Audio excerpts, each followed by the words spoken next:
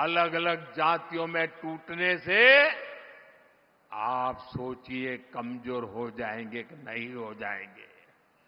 इसलिए मैं कहता हूं, एक है तो सेफ है, एक है तो एक है तो एक है तो हमें एकजुट रहकर कांग्रेस के खतरनाक खेल को नाकाम करना है और विकास के रास्ते पर आगे बढ़ते रहना है।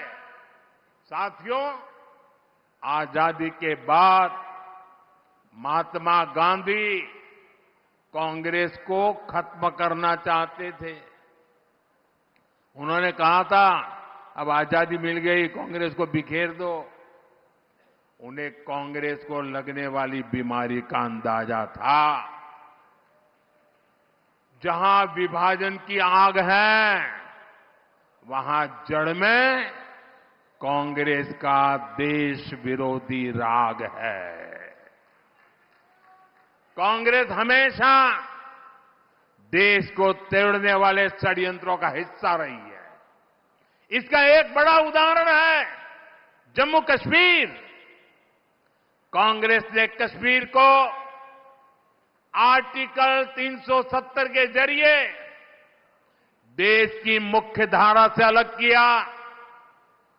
कांग्रेस ने कश्मीर में बाबा साहब आंबेडकर का संविधान 75 साल तक लागू नहीं होने दिया। ये कांग्रेस वालों को जवाब देना पड़ेगा। इतने लोग कांग्रेस के राज करते रहे, ये परिवार राज करता रहा, क्या कारण था? बाबा साहब आंबेडकर का संविधान जम्मू कश्मीर में लागू नहीं हुआ। देश में 2 संविधान चलते थे।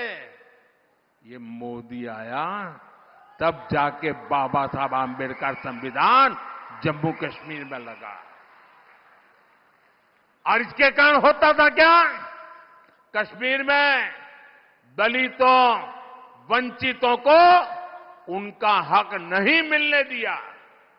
कांग्रेस ने आतंकवाद को संरक्षण दिया, अलगाववादियों का संरक्षण दिया। जो समस्या कांग्रेस ने पैदा की थी, हमने आर्टिकल 370 खत्म करके उस समस्या को भी खत्म कर दिया है। ये 21वीं सदी के भारत के सबसे बड़े फैसलों में से एक है। लेकिन जैसे ही मैं देशवासियों को कहता हूं, जरा जागिए, सचेत हो जाइए। जैसे ही कांग्रेस और इंडी गठजोड़ का जम्मू कश्मीर में सरकार बनाने का मौका मिला, वो फिर से कश्मीर को लेकर साजिशें करने लगे।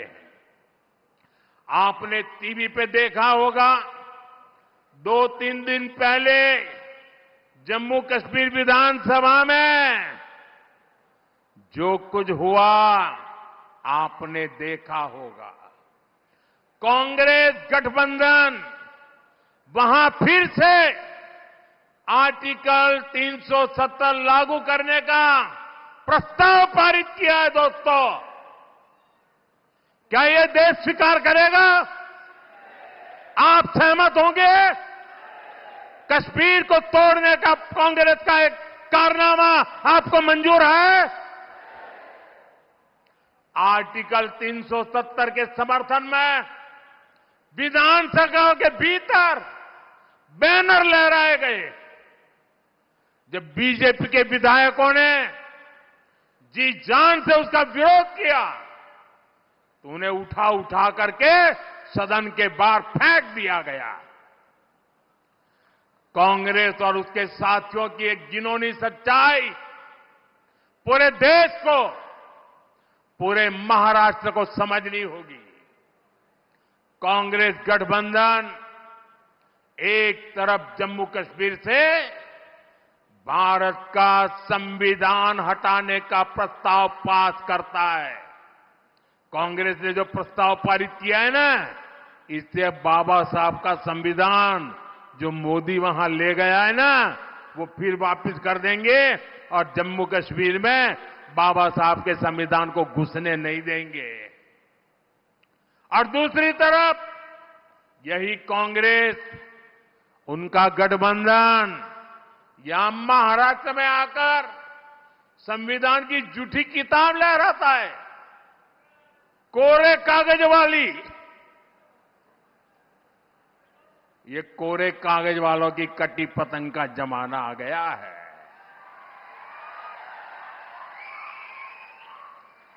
कांग्रेस गठबंधन एक तरफ जम्मू कश्मीर में दलितों को मिला अधिकार छीनने का प्रस्ताव पास करता है, वहीं दूसरी तरफ महाराष्ट्र में दलितों के अधिकार के नाम पर झूठ फैलाना, गुमराह करना, उनको भड़काने का काम कर रही है।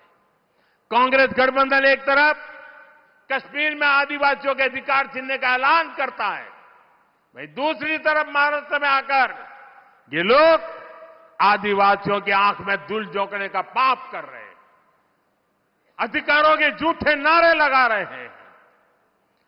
आजादी के 75 साल बाद जम्मू कश्मीर में बाबा साहब का संविधान लागू हुआ है, लेकिन ये कांग्रेस और उसके साथियों को ये बर्दाश्त नहीं हो रहा है।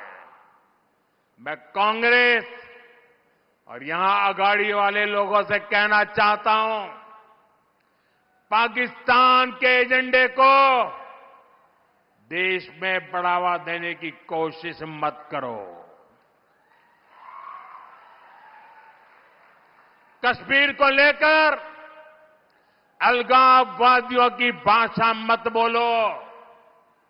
याद रखो, तुम्हारे ये मंसूबे कामयाब नहीं होंगे। और जब तक मोदी पर जनता जनार्दन का आशीर्वाद है, कांग्रेस वाले तुम कश्मीर में कुछ नहीं कर पाओगे। कश्मीर में अब केवल और केवल बाबा साहब आंबेडकर का संविधान ही चलेगा। ये मोदी का फैसला है। दुनिया की कोई ताकत अब कश्मीर में आर्टिकल 370 की वापसी नहीं करा सकती। साथियों, महाराष्ट्र आर्थिक प्रगति के रास्ते पर तेजी से आगे बढ़ रहा है। महायुति की सरकार हर वर्ग के विकास को लेकर प्रतिबद्ध है। आज प्रदेश में इंफ्रास्ट्रक्चर के जो काम हो रहे हैं, जन कल्याण की जो योजनाएं चल रही है, महिलाओं, युवाओं, आदिवासियों के हित को प्राथमिकता दी जा रही है, उन पर रुकावट नहीं आने देनी है, रोक नहीं होने देनी है, गति को धीमे नहीं होने देना है। इसलिए आप सभी को महायुति के पक्ष में मजबूती से खड़े रहना है। मैं विश्वास के साथ कह सकता हूं कि महायुति आपके परिवार, आपके बच्चों के भविष्य के लिए काम करती रहेगी। आप सभी इतनी बड़ी संख्या में हमें अपना आशीर्वाद देने आए। मैं सभी जो उम्मीदवार है इस बार, उनसे आग्रह करता हूं जरा आगे आ जाएं। जो चुनाव लड़ रहे हैं, जो उम्मीदवार है, देवेंद्र जी आप भी चुनाव लड़ रहे हैं।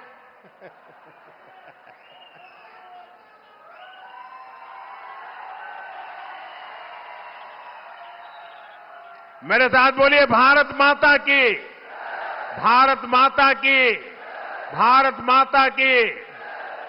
आप लोग जरा वहां रुकिए।